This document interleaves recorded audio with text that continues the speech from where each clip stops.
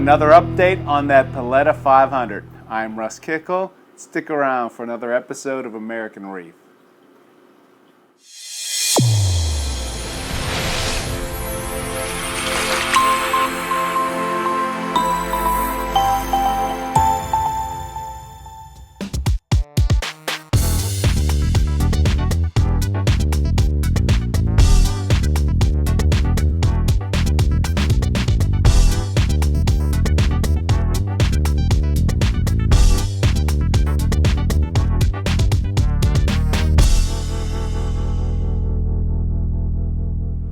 So it's been a while since we did an update on that Paletta 500, thus the reason for this video.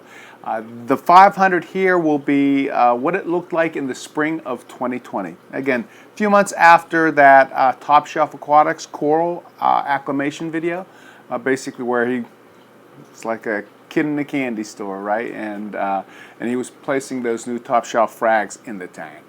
So again, this will be a good video to see what's going on in that tank and what it looks like in general and the changes that he's made since then. We know that there are lots of good videos out there on YouTube, but the two that I really liked, at least since the last time we put a video out, one was by Premium Aquatics, and what they did is they took the Tunzi macro reactor, the macro algae reactor, and basically not only did they do a video on setting it up, but it was doing so good that actually the macroalgae stopped spinning. And it was really neat as to the reason why, and again, it's something worth checking out, and again, there's a lesson to be had in there as well. So again, YouTube channel, that's Premium Aquatics. And as usual, Bulk Reef Supply has a really good series. This one they're called Top Mistakes. And remember, to me, I put these videos out so we could learn from the mistakes that other people make. And luckily enough, again, Bulk Reef Supply is probably the biggest, we'll say, I don't want to say mistake maker, but we'll say collection of mistakes, right? Whether it's because of the people that they have on staff, right, that have tanks, or all the people that call into them, right? So there's tons of mistakes that they hear about, and again, they ultimately have remedies, or mostly remedies for. So Top Mistakes is the video series on the Bulk Reef Supply YouTube channel. You'll see it out there for, I believe, RODI, for actually mixing salt, for two-part. Again, very, very, very informative and kind of must-view kind of videos. So check them out. Again, that's Bulk Reef Supply on YouTube, and then Premium Aquatics on YouTube. Lastly, again, if you're looking for what I consider one of the best fish foods on the planet, which is Americanreef's HPD, you can find it at AmericanreefHPD.com. One word, no spaces. So with that said, let's check out the Paletta 500.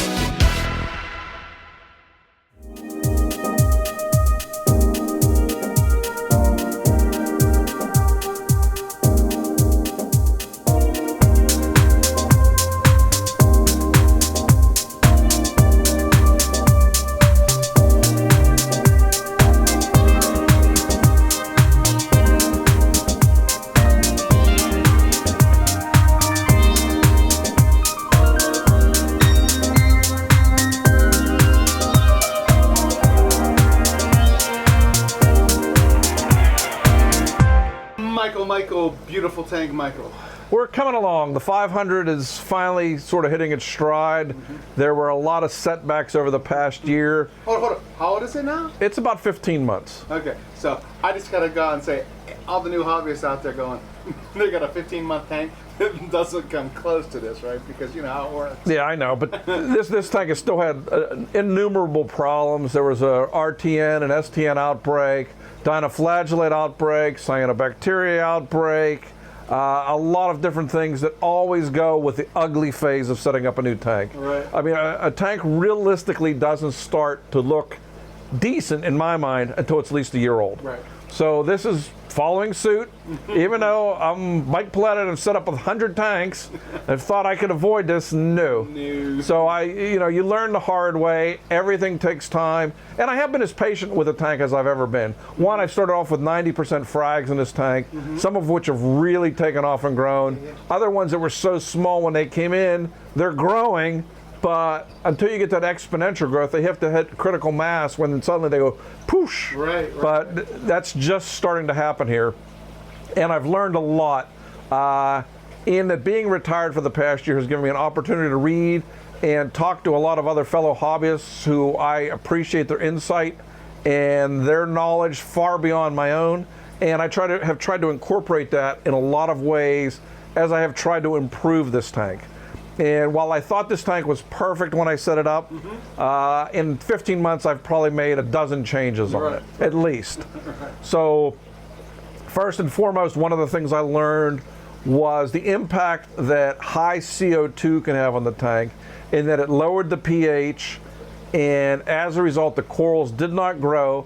And also what we've learned is that high CO2 levels change the microbiome around the corals themselves and allow for a lot more pathogenic bacteria to take off. That is, if you have high CO2, it's bad in just about every way possible. Well, that's the bottom line.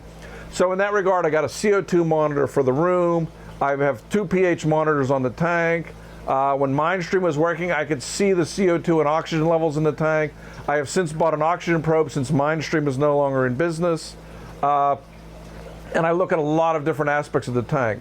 So what I found in this room, interestingly, in the summertime, the pH was getting up well between 800 and 1,000, sometimes as high as 1,500 parts per million. That's high. If I worked in this tank for any length of time in this little room, CO2 levels went up, they got taken in by the tank, the pH went down. I was having a very, very difficult time getting the pH to ever go up 7.9. Since fall and winter, I have been able to open up the window and allow fresh oxygenated air into here. I added a bulk reef supply CO2 scrubber, and I added the monitor. Since I've been doing that, the CO2 in here literally never goes up over 800 if I'm in the room for 4 hours. And most of the time when I'm not here, it's 300 to 400, maybe as high as 500. When it's not too cold out, which fortunately this winter has not been very cold, I've been able to keep the windows open most evenings and most nights. The CO2 levels drops down to 300. So that got the pH up to where it would never go below 7.9, which you remember, that was as high as I was getting it, and it was going up to 8.15. So I was pretty happy with that. In the past 3 weeks, I've made things, in my mind, even better for a number of factors. One, I got a Hydros wave engine, which to me is really cool device because you can run 4 pumps, different types if you want, and program them off your phone, have them do different things. You can have them different sides of the tank, you can have them on the same side, you can have them do just about anything. In addition, what I got were 4 gyres. Now, when I was running 1 gyre, I saw how much water it moved. Now I'm running 4, and the amount of water that it moves and keeps in motion is spectacular, or significantly better. It's spectacular when I view it, because when I put in food here, literally within 2 seconds it's already shot to the other end of the tank. So now with my phone, I hit it in feeding mode, I slow everything down, I feed, and then I crank it on. What this has done is several things.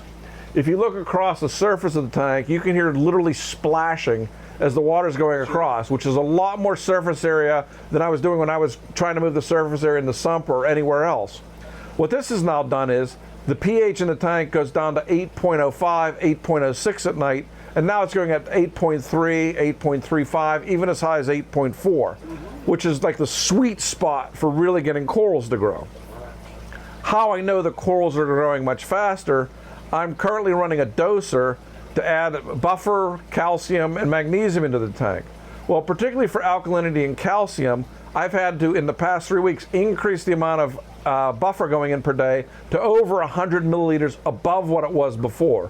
I'm now running about 400 milliliters a day of bulk reef supplies part 1. I've also changed that a little bit, because talking to my friend Andre Mueller, one of the things you look at are carbonates when they hit acids converting back in, or bicarbonates converting back into carbonates. So what I'm now running is half baking soda, half soda ash instead of all pure soda ash. That has got the pH to bump up a little bit higher and stabilize there than when I was just running pure soda ash. Sure. Whether that, I mean, I took chemistry and I had a chemistry degree, but that's 30 years ago. I don't quite remember chemistry because I haven't used it a lot. But what I have seen is that I'm using more, the corals are growing faster, and that's the bottom line of what I'm trying to achieve in this tank. Right. I'm still not running the lights at full 100%. I'm still at 85%. The next thing, now that I have things pretty well stabilized, is I'm going to gradually move the lights up to 100% for 4 hours a day, like Sanjay does, although he runs them for 8 hours a day. Right. I only want to run them for 4 hours a day. Then the rest of the day, they're going to go back to blue and bluer and gradually titrate down to all 100% blues for the last 8 hours, or last 4 hours. Sure. So I'm hoping that will do things. The other things I've been doing is fighting different bugs. Right now I'm currently fighting that blue Anthilia that grows over everything and bothers everything. I'm fighting that with Kalkwasser paste in a syringe. And fortunately the Kalkwasser paste so far has been winning. Right. As long as I don't go nuts and add too much and don't let what sits on the corals stay on the corals for any length of time, it seems to be gradually clearing the rock. Right. The other thing I've done is I've started adding Vibrant to this tank and the frag tank once a week now for the past 2 weeks, hoping that that will take care of any other problematic algae. Because if you just saw the latest bulk reef supply thing, they showed that after 6 to 8 weeks, they basically eradicated every type of algae. Right. So I'm running on those 2 tanks as well as on the Elos tank upstairs. The goal is to have that wipe out any other algae in here and allow the corals to take off. Also, I pretty much have gotten every coral frag I've wanted. There are maybe half a dozen more that I want. That's one of the reasons now I have them. They're in here. I'm not going to be adding anything more. So now I can gradually bring up the lights because I didn't want to have it at a full 100% and burn everything as I put it in. At 80, 85%, I haven't had a whole lot of burning or bleaching. So I've done that. Over October through November, I was still having a major battle with tissue necrosis. Either STN, slow tissue necrosis, where the corals are dying from the base up, or every now and then one would completely stuff off the tissue. Right. I had pathogenic bacteria in here far greater than I wanted. So I've gone to, I was dosing Melifix and witch hazel. Melifix at the recommended dose, well actually for this tank I was dosing 50 milliliters of Melifix every day and 120 milliliters, that's 20 per, and that finally got it under control. So it took a long time, but I've, in my mind, have not had any major tissue necrosis on any of the big colonies, and I've only lost one small frag in the last 3 weeks, which you can lose a small frag anytime for any reason. And the smaller the frag, the more likely they are to perish. But that has worked very well for that. I just got some new Triton STN and RTN cures. If it comes back, I'm going to try those, or if I have a colony, I'm going to try the dips on that to try and do that. The other problem I had was I introduced Monty eating nudibranchs into the tanks. So what I did for that, which will sound crazy, but all you that watch these know that I am crazy, I was taking out every Montipper in here every 3 to 4 days and dipping them. I either dipped them in a heavy dose Bayer or I dipped them in Aquatic Creations Reef Purge. I was alternating them. They would sit in there for 15 minutes. I would then very violently shake to get any of the nudibranchs off and put them back in. This was so bad in the frag tank that there are 3 trays holding the Montipper frags. I made the tray so I could just lift them out, fit them in the dip box, let them soak, put them in a second clearing box, shake them, put them back in the tank. Fortunately, in the past week, I have not seen a dead nudibranch from these or from the dead core or from the frag tank. So I'm going to continue to dip though for the next 2 weeks, but I'm only going to do it once a week instead of every 3 to 4 days, in the hopes that if I do not see any more, and this was after doing visual inspections, making sure there were no eggs, doing everything else, to kill everything I could. So everything that comes here now, particularly Montipora wise, gets double dipped and goes into the quarantine tank. Because there is a quarantine tank for corals in the other room. That's where everything goes now. I'm not doing this again. Okay, so I got a couple questions for you. Yes. First one, remember way back when you had said that you were going to do things on, like, we'll say, a quarterly basis. So you were going to change, you know, whatever change you were going to try out quarterly, right? Did you still stick to that? Yeah, the big change for this quarter was adding that. The big change for the last quarter was improving CO2 and managing it so it wasn't so high and trying to get the pH levels higher. I really haven't done anything else. I have a mass of moonshiners, Andre's trace elements. The next thing I'm planning on doing at the end of March is start adding those, as he said, because Andre has some of the most beautifully colored corals, healthy corals that grow faster than anyone else's I know of except probably Sanjay. And I'm going to start seeing how adding trace elements like vanadium, he has so many, zinc, I mean there's just an infinite amount, but they're small amounts every day. They're like 2 or 3 milliliters. So I'm getting an electronic pipette so I can just go shoot 2 in, shoot 5 in, whatever I want. And in that way it'll take literally 5 minutes to do every night. Dump the trace elements in nightly because they all get consumed and see what that does for everything. That's the next big thing at the end of March. The other thing that will be going on is gradually increasing the lights. Granted, that's 2 things, but I don't think changing the light's intensity from 85% to 100% counts as a major change. Like I said, the biggest change is putting the wave engine on and having these gyres just literally throw the water across the tank. And you see it, to your point. Feeding wise, it's good. Now with the gyres, do you still have that same kind of flow in the middle section? I don't have as much flow, but I have more flow. But if you take nothing else from this videotape, take this one hint. If you're not doing this, you're missing the boat. Every 3 or 4 days, take your ball baster and baste around all the base of the corals. That's where, no matter how strong the flow is, gunk accumulates, detritus accumulates, pathogenic bacteria accumulates, everything bad tends to accumulate. By doing that, I've seen a lot better results in the tank, and with this strong flow, it blows it out. And the reason I know that I'm getting a lot more flow and a lot more detritus accumulated, I now have to change my socks every day to day and a half, where before I was doing every 2 to 3 days. So I've basically cut the time to clean the socks down in half. And I wanted to see, because I thought, okay, maybe I just have old socks that are dirty. I bought another 16 new socks, because one, I hate cleaning them all at once. But now with 16, I could see that it was happening every day, day and a half. So it wasn't just that the old socks were dirty. It's that even the new socks got dirty faster. Okay, so hold it. If you're taking a turkey baster, remember it was on the old tank, the sea sweeps. Okay, so why wouldn't they do the same thing? Or is it just one of those things where you can't get the right air? You can't, particularly with a 4-foot deep tank, the flow is going to be so diminished by the time you get down there. I mean, if I drop a frag up on the top, or you can actually see some of the little algae and stuff moving up there, you can see that there's significant flow.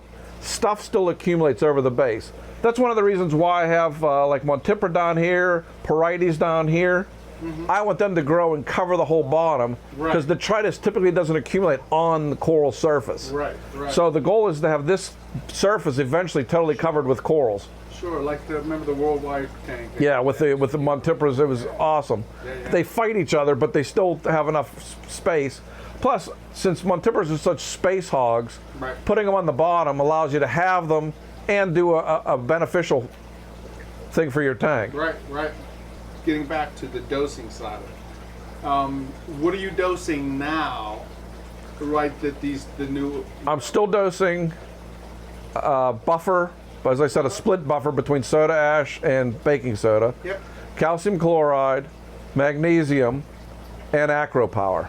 Those are constant. Then a second one is strontium, which you can see by the coral algae down here. As long as I dose the strontium, this is, I now have reminders on my phone, because I tested how long each thing lasts before I need to refill it. So it tells me 2 days before it's time to refill it, time to refill the strontium, time to refill iodine, which I have there, potassium, and one other additive, fuel. Those are all. What's fuel? I don't know. Fuel is another amino acid additive. Okay. Then I'm also running, with a B, Brightwell's Replenish, Brightwell's amino acids, Brightwell's borochrome, and there's one other one. 4 of those different trace elements. So I'm adding trace elements now, but I want to go to the more specific ones because I'm running an ICP test now. I want to see where my levels are, and from there, Moonshiner has a guidelines, a matrix that tells you, okay, this is how big your tank is, this is what your level are, this is what you have to do to add to it. So my goal is to have that all back by the end of the next quarter. Have it, like I said, get the electric pipette because I'm not going to be going, okay, 1 milliliter, 2 liter. I just want to go, okay, and you basically mark it, it draws it up and put them in, and see what that does to growth. Coloration wise, when it's at night in here and the blue lights are on, this tank is spectacular. Yeah. First came down. Yeah. I mean, it really has exceeded my expectations. Because to be honest, a lot of the frags that I've gotten when they got here are kind of beige, a little bit of blue. You can't really see the robust colors because they come in so small. But now that they're growing out into something, now I'm starting to see what I have.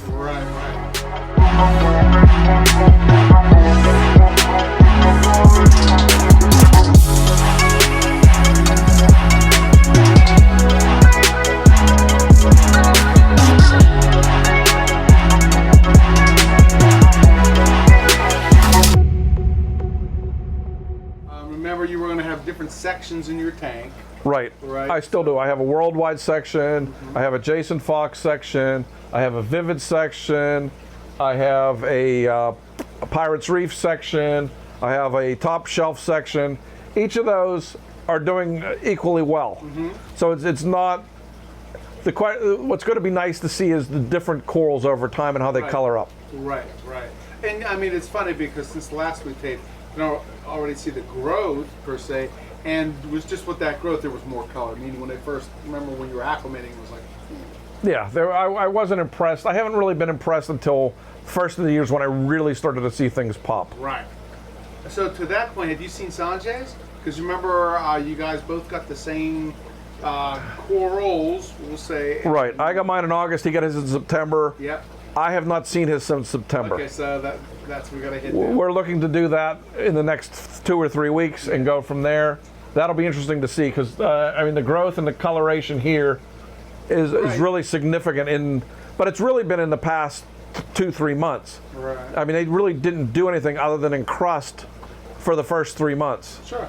Which is typical. I mean my mindset is when you add a new coral to a tank or move a coral, it takes 2 months for it to acclimate and really start to take off. Right. So I put those in August, end of August. So by the end of October, so I said in the last 3 months, January, February, or January, December, November. So about that time frame is when they really started to take off. Sure.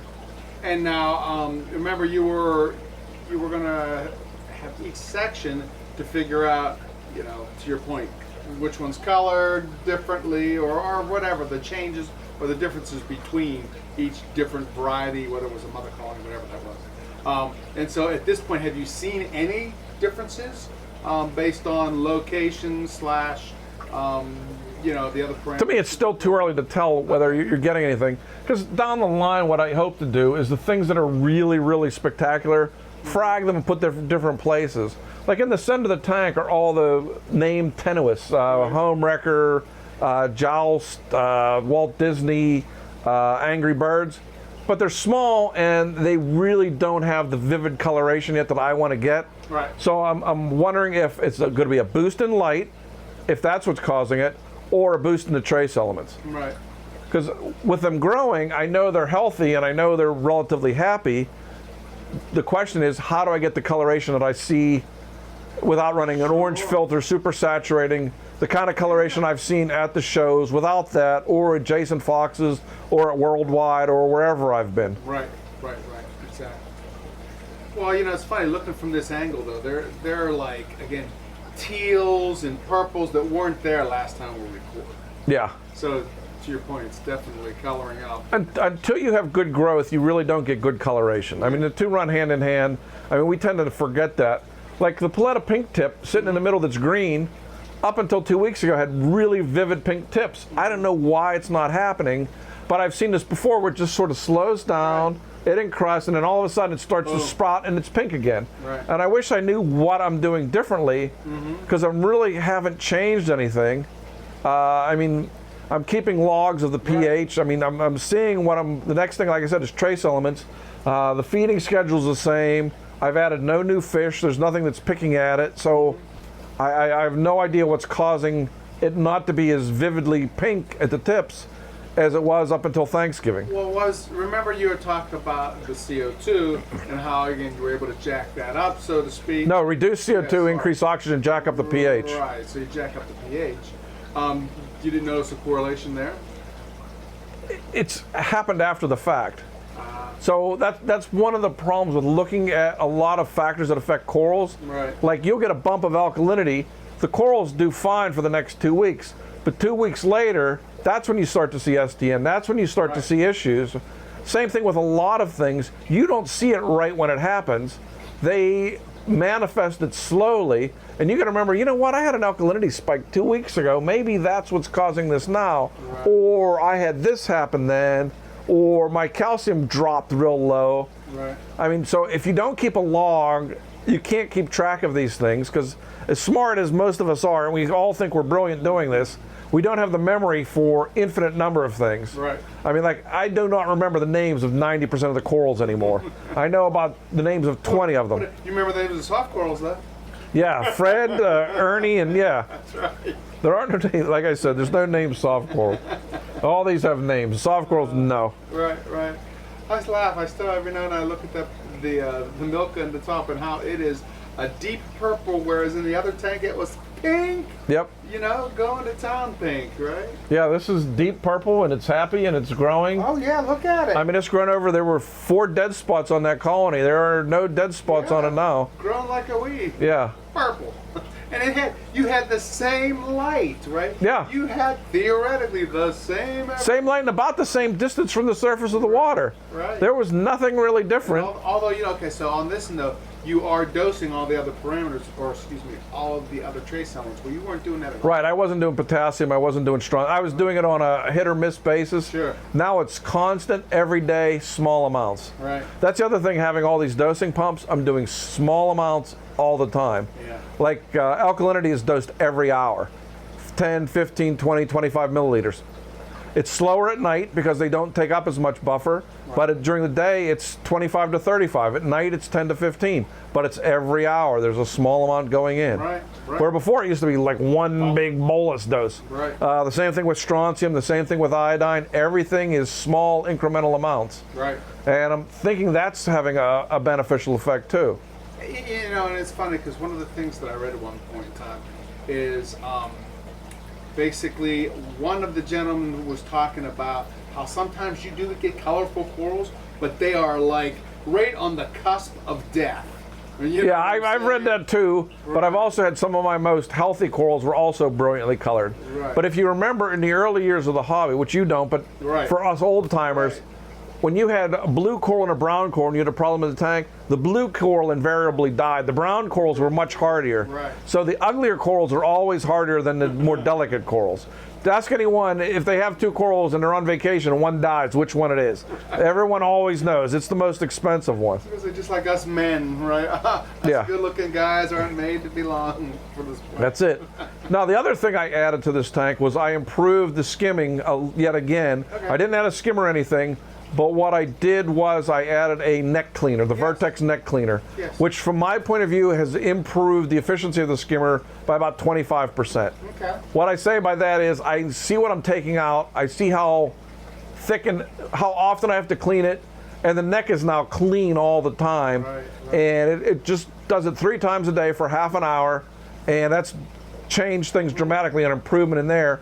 And I'm thinking by taking out more detritus and having a more efficient skimmer, I'm also making for a healthier environment, less pathogens in the tank. Sure, right. Now the only thing that has been a disappointment is the Co2 has not taken off of yet. Well, One light in that reactor. I don't even know what you were even adding it. I added a Co2 reactor 5 months ago.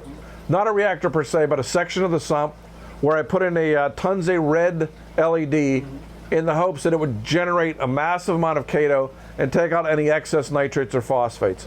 My nitrates and phosphates are still relatively good. Nitrates runs about 10. Phosphates are about 0.018 to 0.3, but I don't have a whole lot of algae in the tank, so I'm pretty happy. Right. And I need a lot of nutrients because of how many corals and how fast they're growing and how small they are. Right. So I'd prefer to have some nitrates and phosphates rather than having zero. Right. But I wanted the Co2 reactor to sort of be a protector that I didn't go too high. Right. Because the other thing that I've gone to is feeding this tank 4 or 5 times a day, small amount, relatively small amounts for how big these fish are. And that has also helped to keep the nutrient levels down. And okay, so hold it.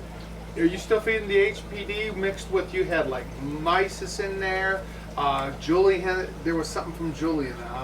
I feed his freeze-dried kalins in there. There we go, because I was like, what the hell? Yeah, and some of his other things are in there. They get that twice a day. They get the food from the night before in the morning. That is, my frozen food sits on top of the tank all night. It doesn't really rot overnight. I probably should in the summertime, but I put it on a bed of ice or something, but I haven't done that because when you smell it, it doesn't smell bad. Right. And at 8:30 in the morning, they get fed at 9 o'clock at night. In those 12 hours, it doesn't really, and I've not seen any deleterious effects on the fish. They all eat it and they're all healthy, so. Right. That's 2 easy ways to feed that. Then the HPD's fed twice. Then they get either a pellet or a flake or something else in the early evening, and then they get frozen food again. And they get the big mysis, small mysis, and some LRS stuff. Right. I was going to say, and it's amazing that your Co2 isn't taking off. No, it's because the corals are competing with them. Right. But exactly. Okay, so back to the changes. So you changed the skimmer out. So you still have the Tunze big one, right? Yep. And then the Vertex big one. Only the Vertex got the blade on it, so it's keeping the neck clean. Right. Socks, you said now you're changing more frequently. Right. But you're just running them 24/7. Yep. Popping them out every day. Not all the water goes through the socks. Oh, okay. Probably 50% of the water goes through the socks. That's right, you had that valve thing. Yeah, I have the valve thing, and the rest gets stuck in the frag tank. Once a week in the frag tank, I siphon out the bottom. Even though I have 2 pumps to blow, I still get a dead spot because I got to hold the racks up. I've seriously thought of putting a means up for holding them off the bottom. Yes. That's one of my next projects. Yes. Remember Kevin Bird at Top Shelf?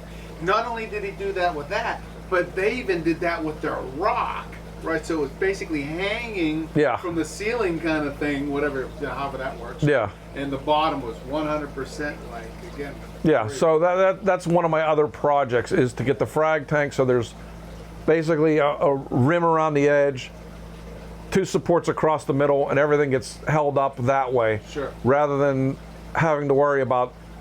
Yeah.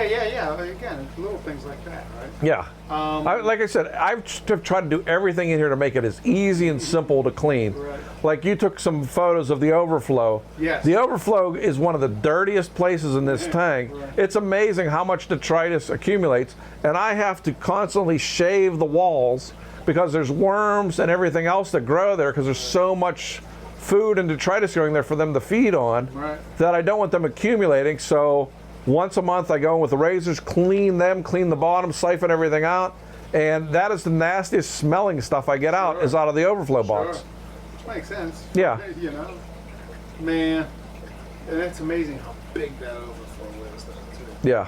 You know. Okay, so back to the tank and changes.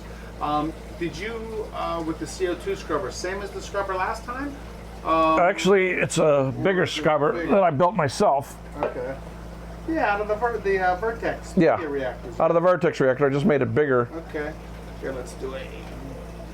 Look, Ma, here's my reactor. Yeah, there's a lot of reactors. Yeah, there's a lot of reactor. It does a pretty good job, but the biggest problem is still not having the windows open.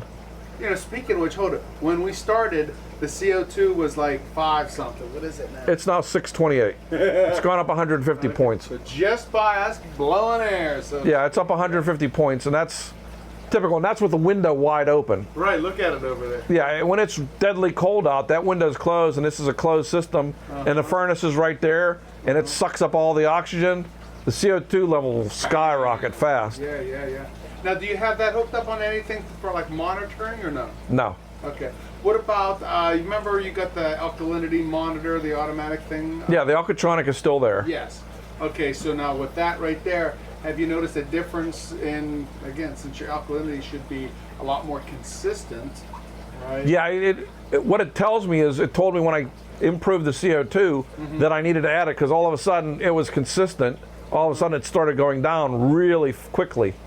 And that's when the corals started taking off growth. Okay. And that's when I knew I had to increase the amount of buffer being taken up every day, and calcium as well. Sure. Parts 1 and 2. Which makes sense. Yeah. Balance. Magnesium hasn't shifted that much. No, The amount of magnesium adding to the tank has stayed relatively stable. and I guess that makes sense too, because usually, you know, that whatever. That is one of the more stable ones, but I keep it at between 1380 and 1400. Okay. And that's pretty much where it is. I haven't had to shift that so far. And now, as far as the the strontium with the coralline algae, Right.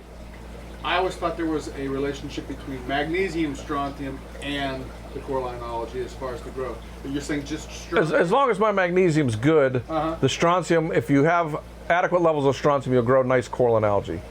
And It's corals compete sometimes with coralline algae. You don't want the coralline algae taking over the entire tank, but having little patches here and there on the glass, which I scrape off, is also a good indicator that my calcium levels are good.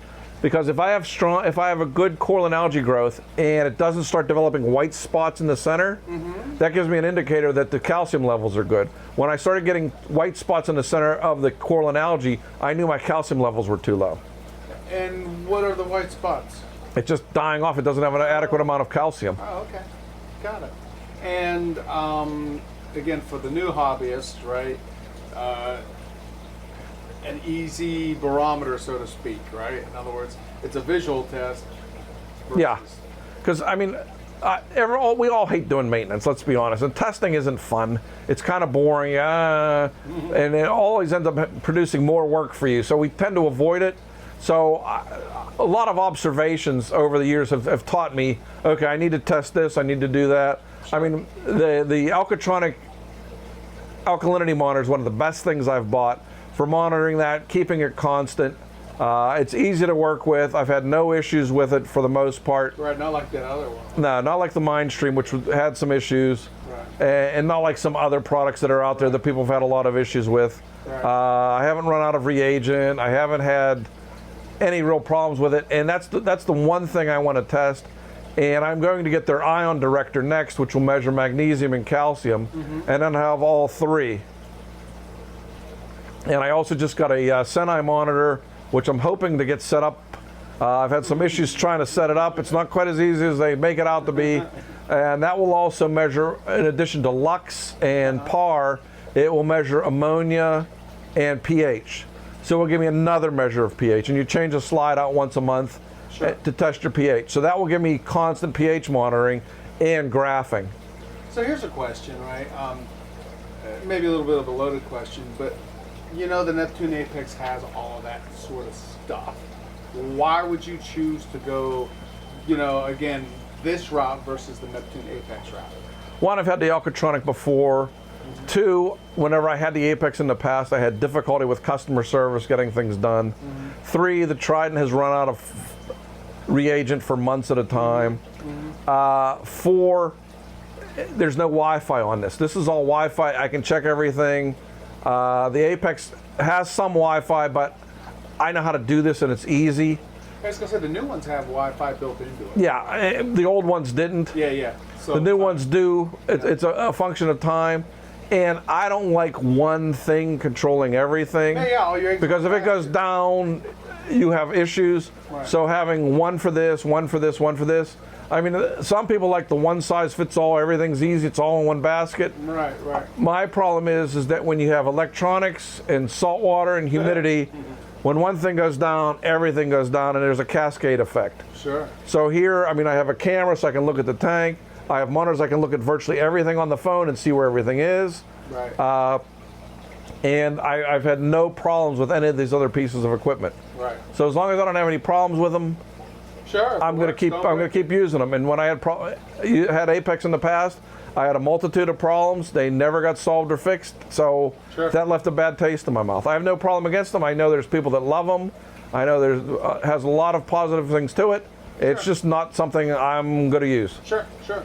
Yeah, and I mean, like I said, for me, for the new hobbies, which these videos are geared for, I'm more of the don't put any automation on first. Learn the basics. Take your time. Then after you figure out what things should work, then add whatever kind of... Well, also I'm primarily using this as monitoring. I'm not using it to adjust things or change things. I know there's an advantage to you're away and your alkalinity's down and you want to pump buffer in or whatever. Yeah. Fortunately, I have 3 people that live within 5 minutes. I have everything already prepared.